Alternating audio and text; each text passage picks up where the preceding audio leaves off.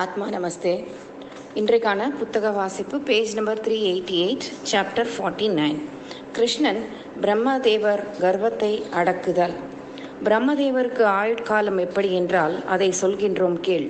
ஸ்ரீ பகவத்கீதை அத்தியாயம் 8 ஸ்லோகம் 17 பிரமாணம் என்னவென்றால், ஒரு குட்டி ஸ்லோகம் இருக்கு. கிருதாயுகம், திரேதாயுகம், துவாபர யுகம், கலியுகம் எனும் 4 யுகங்களும் 1000 பிரம்மதேவருக்கு பகலாகும். இதுபோல் 4 யுகங்களும் 1000 ஒரு ராப்பொழுதாகும். இவ்விரண்டும் சேர்ந்து பிரம்மதேவருக்கு ஒரு நாள் ஆகும். இந்நாட்கள் 30 ஆனால் பிரம்மனுக்கு ஒரு மாதம். இம்மாதங்கள் 12 ஆனால் ஒரு வருடம். இவ்வருடங்கள் 100 ஆனால் பிரம்மதேவர் ஆயுள் பாகமும் முடியும். அதாவது உத்தராயணம் தக்ஷணாயனம் என்கின்ற மனித வருடம் ஒன்றானால் தேவர்களுக்கு பகல் இரவு சேர்ந்து ஒரு நாள் ஆகும். 360 தேவ நாட்கள் ஒரு வருடம். 17,28,000 மனித வருடங்கள் ஆனால் ஒரு கிருதாயுகம். 12,91,000 வருடங்கள் ஆனால் ஒரு திரேதாயுகம். 8,64,000 வருடங்களானால் ஒரு துவாபர யுகம். 4,32,000 வருடங்களானால் ஒரு கலியுகம். இன்னும் ஸ்ரீ பகவத்கீதை அத்தியாயம் 8 ஸ்லோகம் 18 பிரமாணம் என்னவென்றால், பிரம்மனது விடியற்காலமாகிய பகற்காலத்தில் மூல பிரகிருதி என்னும் மாயையினால் எல்லா அண்டங்களும் உண்டாகின்றன. பிரம்மனுக்கு இரவு ஆரம்ப காலத்தில் பிரகிருதி என்னும் மாயை லயமாகின்றது. அதாவது பிரம்மனது விழிப்பே உலக உற்பத்தி, அவரது நித்திரையே உலக லயம், அதாவது பிரளவம். இப்படிப்பட்ட வருஷங்களும் அனித்தியம் என்று அறிந்தவர்களே ஞானிகள் ஆவார்கள். ஆதலால் பிரகிருதி எனும் மாயையுடன் கூடியிருக்கும் மாணவர்களின் மனதெல்லாம் பகற்காலங்களில் குரங்குகளைப் போல் பல விடங்களில் ஓடியும் திரிந்தும் கொண்டிருக்கும். இவ்விதமாய் திரிந்து கொண்டிருக்கும் மனம் காலங்களில் எங்கும் ஓடாமல் ஒடுங்கி இருக்கும். இவ்வாறு கற்பங்கள் தோறும் இம்மனம் ஓய்வின்றி ஒவ்வொரு ஜன்மம் எடுத்து திரிந்து கொண்டே வருகின்றது. குழந்தாய், பிரம்மதேவருக்கு முன் சொல்லிய நெடுநாள் ஆயுள் பாகம் இருக்கின்றது என்று நினைத்து, என்னை போல் இவ்வளவு காலம் யார் ஜீவித்திருக்கின்றார்கள் என்று நினைத்து அகங்காரம் கொண்டு அன்ன வாகனத்தின் மீது ஏறி வைகுண்டம் போய் சேர்ந்து விஷ்ணு மூர்த்தியை தரிசித்து, பரமபுருஷா, பரந்தாமா, அநாதரக்ஷகா, நான் ஜீவித்திருக்கும் காலம் வரையில் ஜீவித்திருக்கும் புருஷன் யாகிலும் உலகத்தில் இருக்கின்றார்களா என்று விஷ்ணுமூர்த்தியை கேட்டனர். நீ சகல பிரபஞ்சத்தையும் சிருஷ்டித்த மகானுபாவன். உனக்கு சமானமானவர்கள் 3 லோகங்களிலும் யாரும் இல்லை. யாதொரு வியாதிகளும் இல்லாமல் அநேக காலம் நீ ஜீவித்திருப்பாய். உன் மகா மகிமை இப்படிப்பட்டதென்று நான் ஒருவனே வர்ணித்து சொல்வது ஒரு பெரிதானது அல்ல. இன்னும் சில பெரியோர்களை விசாரித்தாலே அன்றி உன் பிரபாவம் தெரிய வராது என்று பகவானான விஷ்ணுமூர்த்தி பிரம்மதேவருக்கு பதில் சொல்லினர். அப்படியானால் அங்கு போய் விசாரித்து வருகின்றீர்களா என்று பிரம்மதேவர் விஷ்ணுமூர்த்தியை கேட்டனர். அதற்கு விஷ்ணுமூர்த்தி சம்மதித்து கருட வாகனா ரூபராய் பிரம்மதேவரை அழைத்து கொண்டு ஒரு காட்டின் மத்தியில் நிவசித்து கொண்டிருக்கும் ரோமச மகரிஷியை கண்டார்கள். அப்பொழுது அகஸ்மாத்தாய் விஷ்ணுமூர்த்தி தரிசனம் ரோமச மகரிஷிக்கு கிடைத்தவுடன் அவருக்கு உண்டான பிரம்மானந்தத்தினால் விஷ்ணுமூர்த்தியை மிகவும் துதி செய்து, சுவாமி, தேவரீர் இவ்வளவு தூரம் வர காரணம் யாதோ அறியாமல் இருக்கின்றேன். அதை தயை செய்து அனுகிரகிக்க வேண்டும் என்று ரோமச மகரிஷி விஷ்ணுமூர்த்தியை வேண்டிக் கொண்டனர். அப்பொழுது விஷ்ணுமூர்த்தி ரோமச மகரிஷியை பார்த்து, ஐயா, முனி புங்கவா, உமது ஆயுர்பாகத்தை தெரிந்து கொள்ள நாங்கள் இருவரும் இங்கு வந்தோம். ஆதலால் உமது ஆயுர்பாகத்தை இந்த பிரம்மதேவருக்கு சற்றே தெரிய சொல்ல வேண்டும் என்று பகவானான விஷ்ணுமூர்த்தி சொல்லினர். அதை கேட்ட முனீஸ்வரர் விஷ்ணுமூர்த்தியை நமஸ்கரித்து, தேவா, சர்வஜானனான உமக்கு தெரியாத விஷயம் ஒன்றிருக்கின்றதன்றோ? ஆயினும் அடியேனை கௌரவித்து கேட்டதனால் சொல்கின்றேன், கேளுங்கள். இந்த பிரம்மதேவன் மரணம் அடைந்தால் என் சரீரத்தில் இருக்கும் ஒரு மயிர் விழுந்துவிடும். இப்படிப்பட்ட மயிர்கள் 3,50,00,000 மயிர்கள் என் சரீரத்தில் இருக்கின்றன. என் சரீரத்தில் இருக்கும் மயிர்களெல்லாம் விழுந்தவுடன் அடியான் தேவரீர் உடைய பாதார விந்தம் வந்து சேர்ந்து சதானந்தத்தை அனுபவிப்பேன் என்றால் 3,50,00,000 பிரம்மதேவர்கள் மரணமடைந்தால் அடியேன் சரீரத்தில் இருக்கும் 3,50,00,000 மயிர்களும் விழுந்துவிடும். என் சரீரத்தில் இருக்கும் மயிர்களெல்லாம் விழுந்த பிறகு பகவான் ஆகிய உனது பாதார விந்தம் வந்து சேர்வேன் என்று ரோமச மகரிஷி சொல்லினர். அதற்கு விஷ்ணுமூர்த்தி, ஐயா, 3,50,00,000 பிரம்மதேவர்கள் மரணமடையும் வரையில் உமது தேகத்தை ரட்சிப்பதற்காக வீடு இருக்க வேண்டியது அவசியமல்லவா?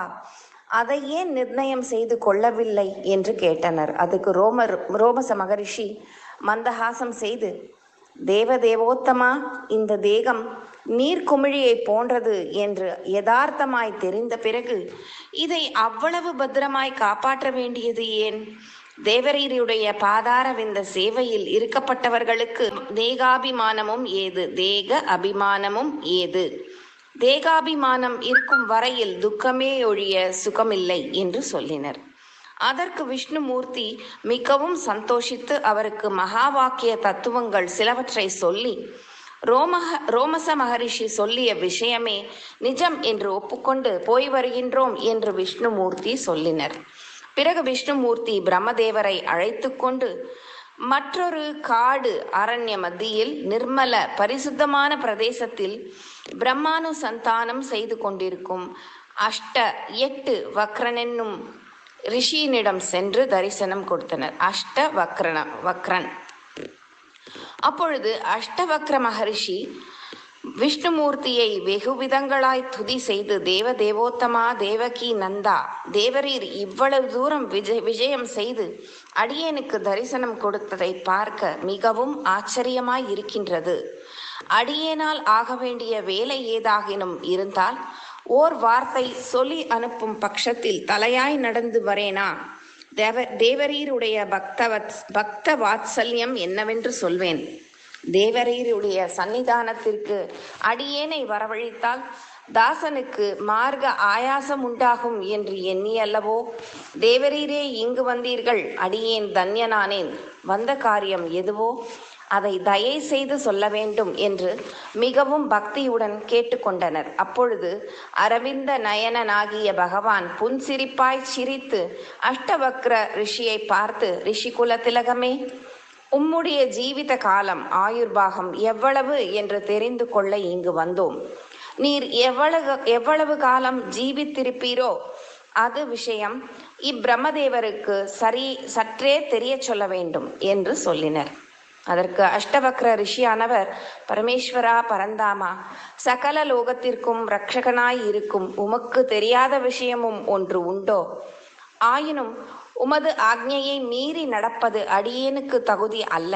என் சரீரத்தில் 8 கோணங்கள் இருக்கின்றன. அவைகளெல்லாம் நிமிர்ந்தால் என் ஆயுர்பாகம் முடியும். அதாவது 3,50,00,000 பிரம்மதேவர்கள் மரணமடைந்தால், ரோமா மகரிஷி 8 தடவைகளில் பிறந்து மரணமடைந்தால் என் தேகத்தில் இருக்கும் 8 கோணங்களும் நிமிர்ந்து விடும். இந்த கோணங்கள் எல்லாம் நிமிர்ந்தவுடனே என் ஆயுர்பாகம் முடியும். அப்பொழுது அடியேன் சுத்த பிரம்மமாய் விடுவேன் என்று சொல்லினர்.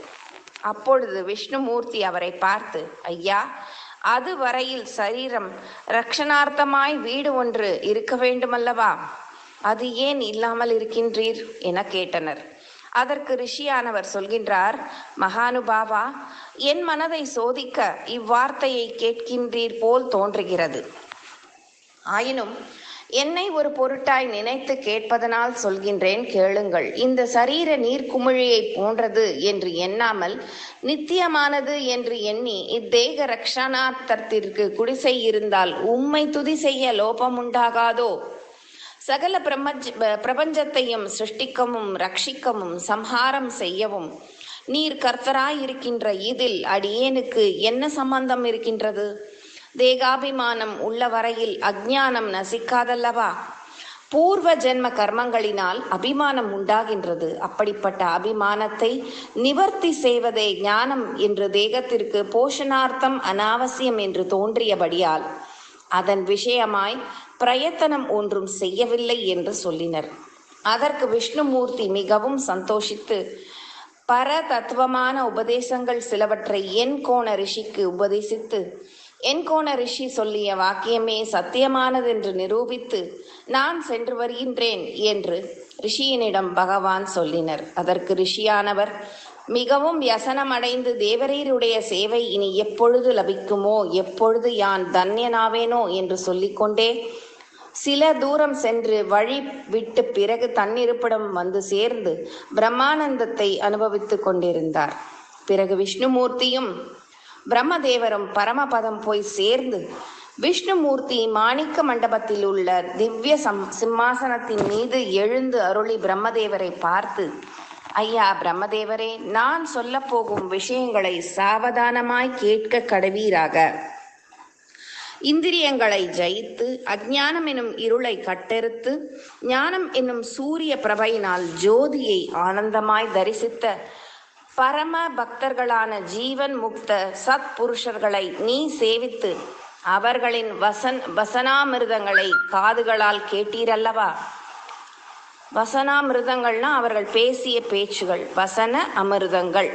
உமது பூர்வ புண்ணிய விசேஷத்தினால் அந்த மகானுபாவர்களின் சேவை உமக்கு லபித்ததே ஒழிய மற்றபடிக்கு வேறல்ல. இனியாகிலும் பக்தியுடன் இருக்க கடவீராக. உலகத்தில் அகங்காரத்துடன் இருந்தவர்கள் இதுவரையில் யாராகிலும் கடை தேறி இருக்கின்றார்களா? அப்படிப்பட்டவர்களுக்கு ஆதோகதியே ஒழிய சத்கதி, நல்ல கதி உண்டாக மாட்டா. எப்படிப்பட்டவர்களாய் இருந்த போதிலும் அவர்களையும் கர்வம் கெடுத்துவிடும். ஆதலால் நீர் கர்வத்தை விட்டு விடுவதே மிகவும் சிரேஷ்டமானது என்று அகங்கார அகங்காரங்களை குறித்து சற்று நேரம் பிரம்மதேவருக்கு உபன்யாசம் செய்தார்.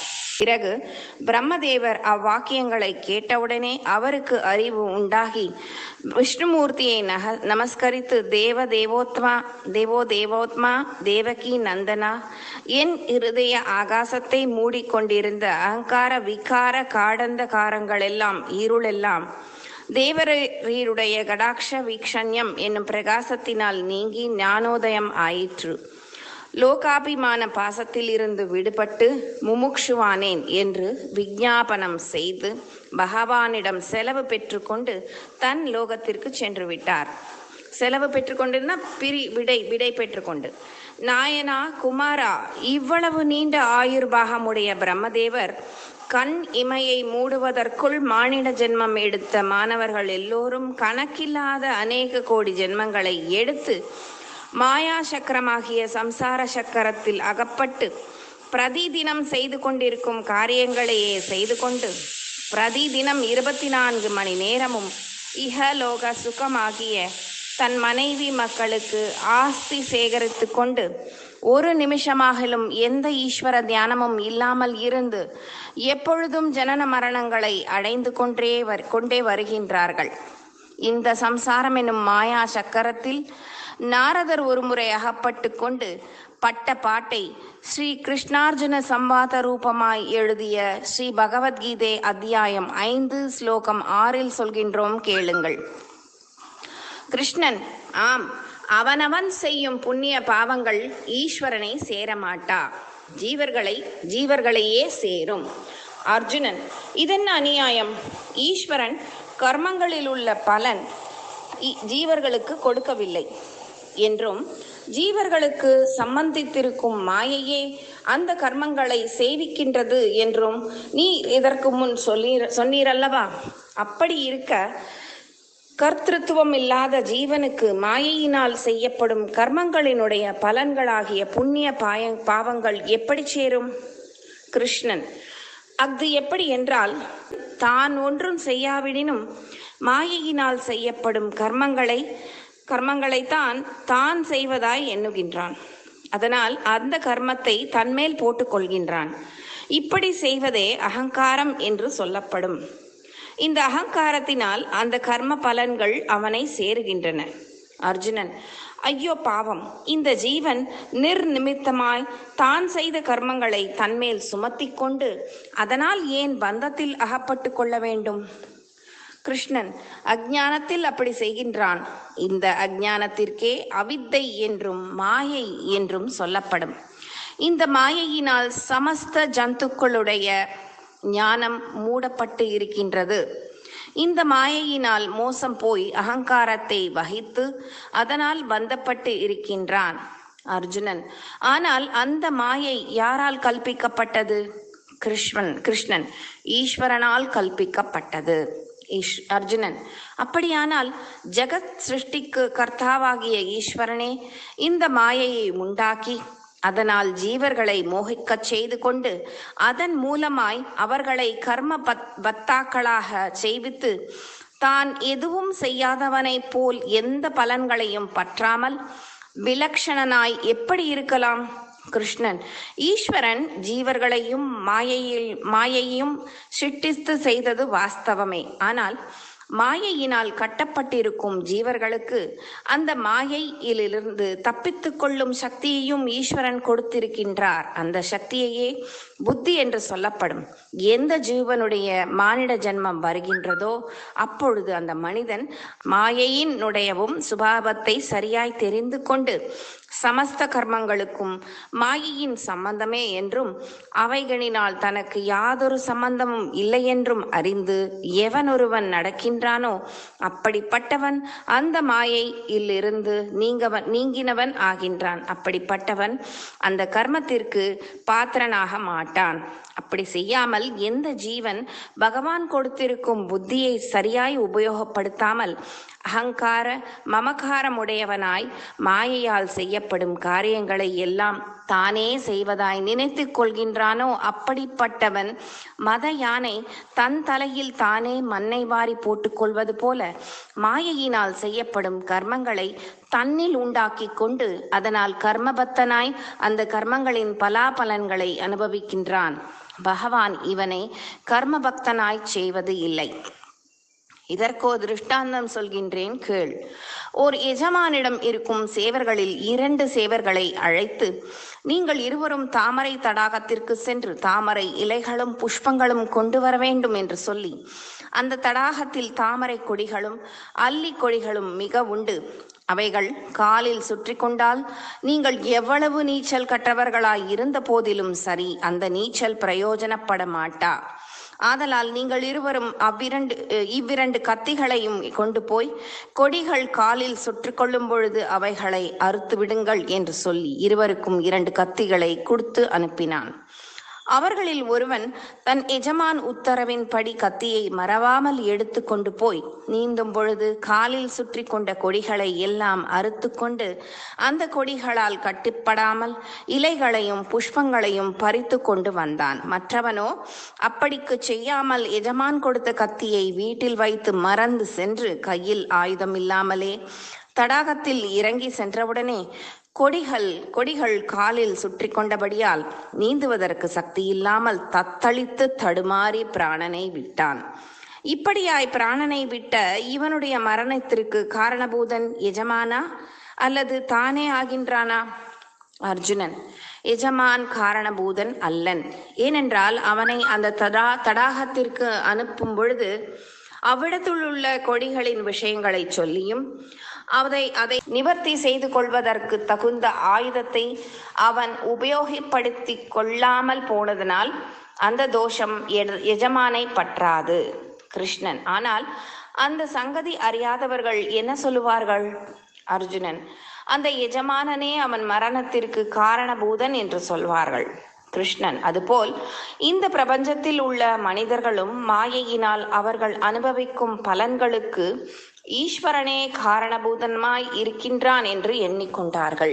அர்ஜுனன், ஆனால் பிரதி ஜீவனுக்கும் மானவ ஜென்மம் உண்டான பொழுது மாயையை நிவர்த்தி செய்து கொள்ள சாதனமாகிய புத்தியை பகவான் கொடுத்திருக்க அப்புத்தியினால் மாயையை உதறிவிட்டு மோட்சத்தை அடையத்தக்க பிரயத்தனத்தை சுலபமாய் செய்யலாம் அல்லவா? அப்படி இருந்தும் அதுபோல் செய்பவர்கள் மிகவும் அரிதாய் இருக்கின்றார்கள் என்றால் 1,00,000 ஒருவன் இருப்பதும் அரிதாய் இருக்கிறதே, அதற்கு காரணம் என்ன? கிருஷ்ணன்: ஓஹோ, மாயையை ஜெயிப்பது சுலப சாத்தியம் என்று நீ எண்ணிக்கொண்டாய் போல் தோன்றுகிறது. அந்த மாயா சக்தியை குறித்து ஓர் கதை சொல்கின்றேன் கேள். இதோட சாப்டர் 49 பேஜ் நம்பர் 398 முடியறது. கதையை நாளைக்கு படிக்கலாம். ஆத்மா நமஸ்தே.